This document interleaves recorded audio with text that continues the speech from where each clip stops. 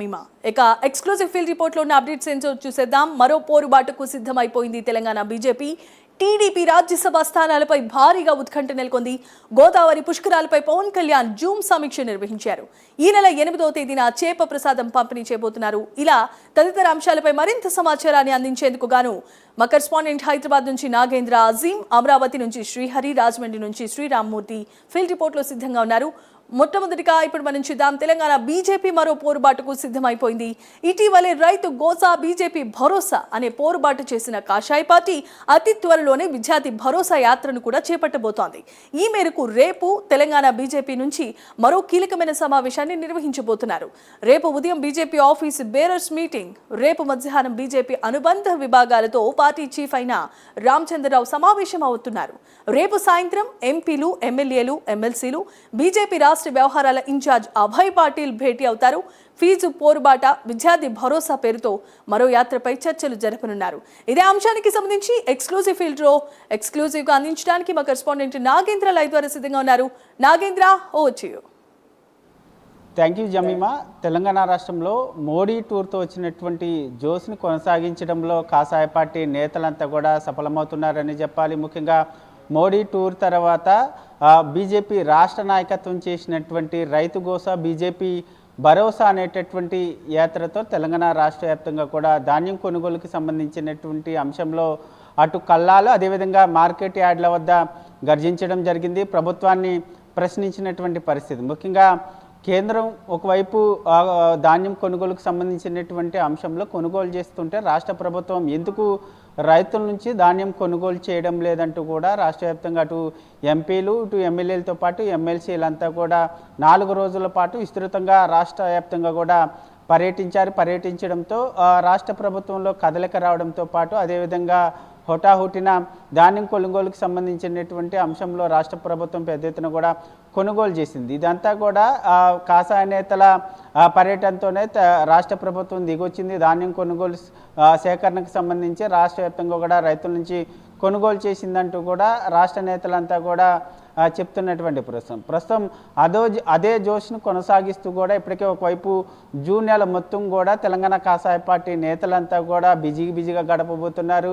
ఈ నెల 2వ తేదీ నుంచి మంత్ ఎండింగ్ వరకు కూడా ఇప్పటికే ఒక కార్యాచరణ కూడా ప్రకటించడం జరిగింది. ఆ కార్యాచరణ ప్రకారం అనేక కార్యక్రమాలు చేసేందుకు ఇప్పటికే బీజేపీ రాష్ట్ర నాయకత్వం కూడా సిద్ధమైనటువంటి పరిస్థితి ఉంది. దాంట్లో భాగంగా మరొక పోరుబాటకి బీజేపీ రాష్ట్ర నాయకత్వం సిద్ధమైంది.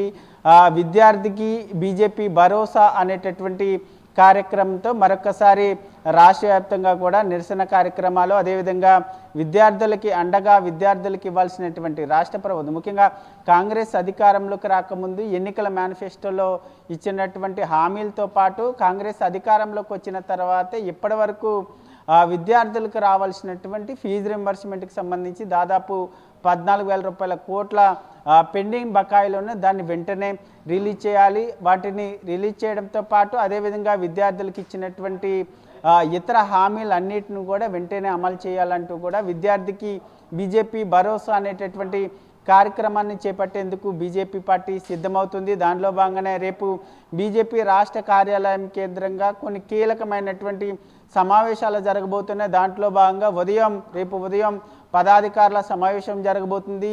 బీజేపీ రాష్ట్ర అధ్యక్షుడు రామచంద్రరావు అధ్యక్షతన జరిగేటటువంటి పదాధికారుల సమావేశంలో నేతలంతా కూడా పాల్గొనబోతున్నారు. దీని ఎజెండా ప్రధానంగా మరొక పోరుబాటుకు సంబంధించి బీజేపీ విద్యార్థులకి బీజేపీ భరోసా అనేటటువంటి కార్యక్రమంకి సంబంధించినటువంటి అంశంపైన కీలకంగా చర్చించబోతున్నారు. దాంతోపాటు మరొక వైపు బీజేపీ అనుబంధ సంఘాలకు సంబంధించినటువంటి వాటితో కూడా చర్చించబోతున్నారు. అనుబంధ సంఘాలకు సంబంధించినటువంటి దానికి సంబంధించినటువంటి చర్చల్లో భాగంగా అనుబంధ సంఘాలు ఏ విధమైనటువంటి కార్యాచరణతో ముందుకు వెళ్ళాలి, విద్యార్థులకి ఏ విధంగా న్యాయం చేయాలి, ప్రభుత్వం నుంచి ఏ విధంగా ప్రభుత్వాన్ని నిలదీయాలన్న దానిపైన ప్రత్యేకంగా ఒక కార్యాచరణ అనుబంధ సంఘాలకు ఇచ్చేటటువంటి అవకాశం కనిపిస్తుంది. దాంతోపాటు సాయంత్రం మరొక కీలకమైనటువంటి సమావేశం జరగబోతుంది.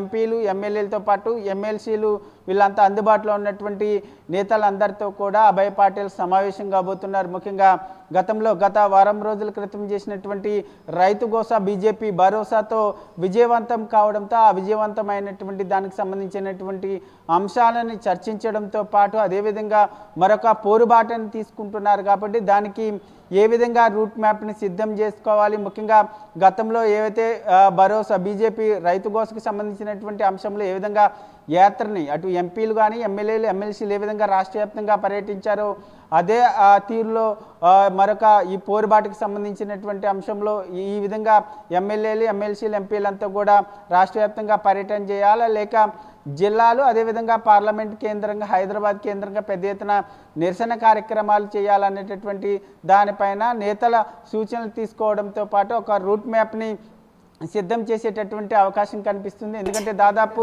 లక్షల మంది తెలంగాణ రాష్ట్రంలో ఉన్నటువంటి దాదాపు 40 లక్షల మంది ఫీజు రింబర్స్మెంట్ కింద విద్యను అభ్యసిస్తున్నటువంటి నేపథ్యంలో దాదాపు 14,000 కోట్ల రూపాయలు పెండింగ్ ఉన్నాయి. కాబట్టి దీన్ని ఎట్టి పరిస్థితుల్లో కూడా రాష్ట్ర ప్రభుత్వం నుంచి బకాయిలను వెంటనే రిలీజ్ చేసే విధంగా ప్రత్యేకంగా కార్యాచరణ సిద్ధం చేసి రేపు ప్రకటించేటటువంటి అవకాశం కనిపిస్తుంది. ఓవరాల్ దీని తర్వాత జూలై 1వ తేదీన ట్యాంక్ బండ్ కేంద్రంగా లక్షల మంది విద్యార్థులతో గర్జించి ప్రభుత్వాన్ని నిలదీసి ఫీజు రింబర్స్కి సంబంధించినటువంటి బకాయిల్ని రిలీజ్ చేసేదాకా పోరాటం చేస్తామంటూ కూడా బీజేపీ నేతలు చెప్తున్నారు. దీనికి అనుగుణంగానే రేపు ప్రత్యేకంగా కార్యాచరణ సిద్ధం చేయడంతో పాటు రూట్ మ్యాప్ని ప్రకటించేటటువంటి అవకాశం అయితే కనిపిస్తుందని చెప్పాలి జమీమా.